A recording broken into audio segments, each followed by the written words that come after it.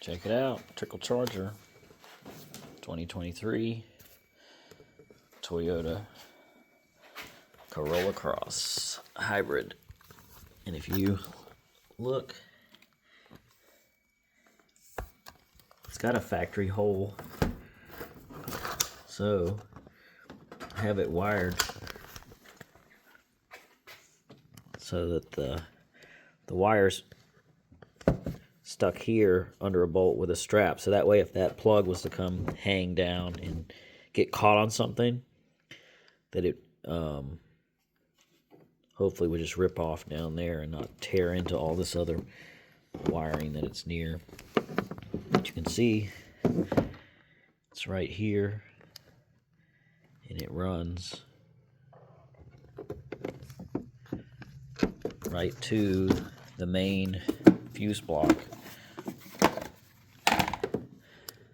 See the main fuse block right here.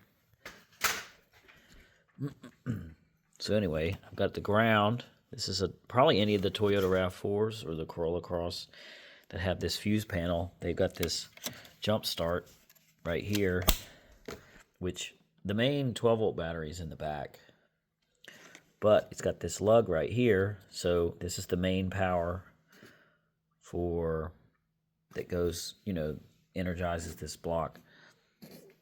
But I noticed that it's kind of dusty in here sometimes. But you can see down in here that the underside of the fuse block is open. So you're able to just run a wire right here, right up the bottom through this grommet right here. And it's open. It's open underneath. You can really see it. But it's open, so the wire just comes straight up through this main grommet right here, and I just put it right under this 10mm bolt. So then it's got a positive, negative. Of course, the ground is just with the chassis ground, but it's a good spot. And I ran the wires out and around the fuse box here all the way to here, and of course I had extra wire, and I wrapped it in electrical tape. That way if it rubbed on anything, it would be much less likely to short, of course. And then the whole trickle charger is just mounted right here. It's this plastic, and I mounted it just with one screw. But that way I've got the trickle charger with my car at all times. And then right here, you can see this is as far as it can hang down. But what I do is I put it up in here like this. Just hang it like that. That way it just barely hangs and it never comes down. You could put it up farther like this. Of course, you don't want to push it up in there all the way because you'll probably lose it.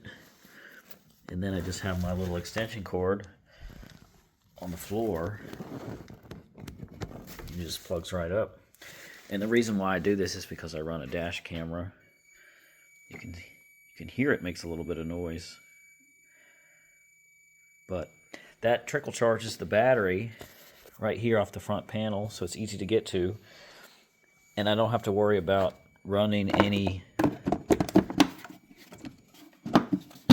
wires out the bumper or anything like that.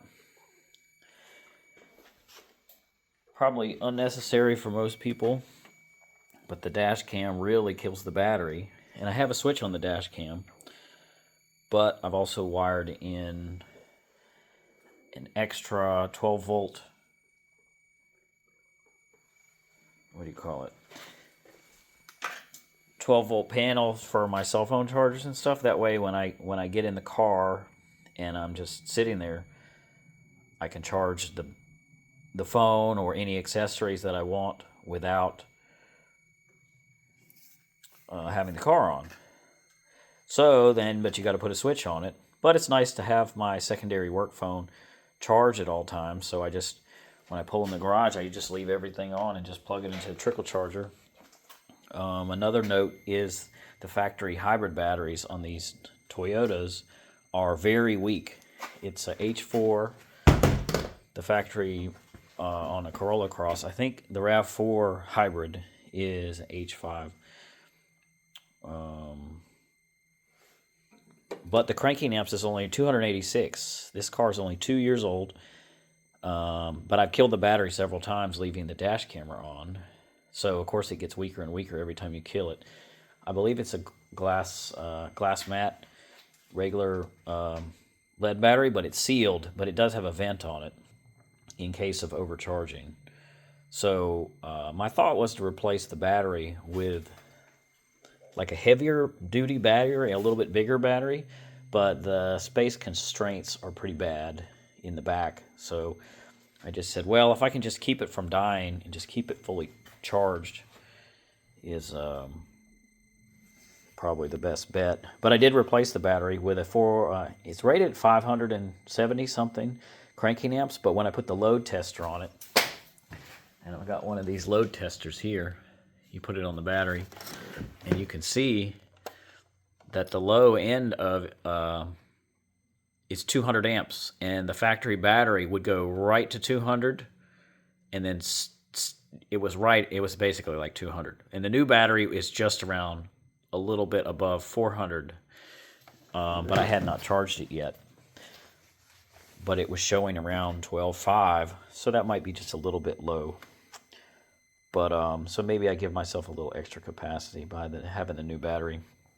But the Trickle charger keeps it fully topped off at all times.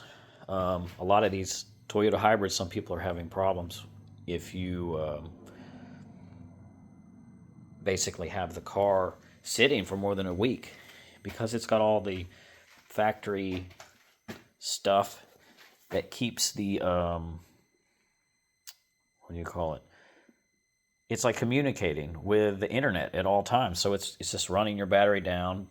Plus, if you don't deactivate your keys, it's sort of always looking for a signal.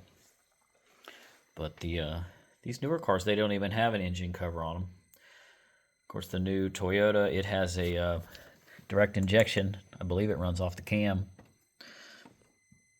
And it also has regular port fuel injection here.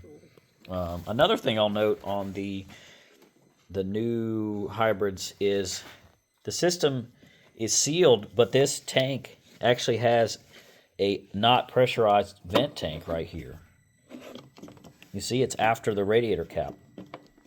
So after 2 years and 65,000 miles or so, I was actually a little bit low on coolant, because there's probably some small evaporation that happens here, where most of the other newer cars, they have like a tank like this is the inverter pump, but it's completely sealed. It has a cap, but there's no expansion tank. There's normally this cap would be right on the expansion tank on the old Priuses, and that basically doesn't evaporate almost at all. So I don't know why they went to this design. Maybe it just has more capacity and it's able to maintain, or it probably burps easier, maybe. I don't know. But it's been running perfect so far. I haven't had any issues. What else did I do? I did the mod. You cut a hole in the airbox here. It's got a K&N drop-in filter, since they really didn't make anything for this car. And it just had some extra scrap aluminum just to kind of give it a little bit of a, keep the hot air from the engine a little bit away from it. But it gives it a little bit more of an intake sound, which is kind of nice. But I guess I could have just wired in the plug, and then I would have this Trickle charger outside the car. But then it's not with the car, and if I forget it or whatever, and these things are only about 15 or 20 bucks. So just to have it already mounted in the car is really nice. I can go anywhere and just plug this in. You know, just bring my little extension cord with me if I need to. But anyway, just some thoughts on that.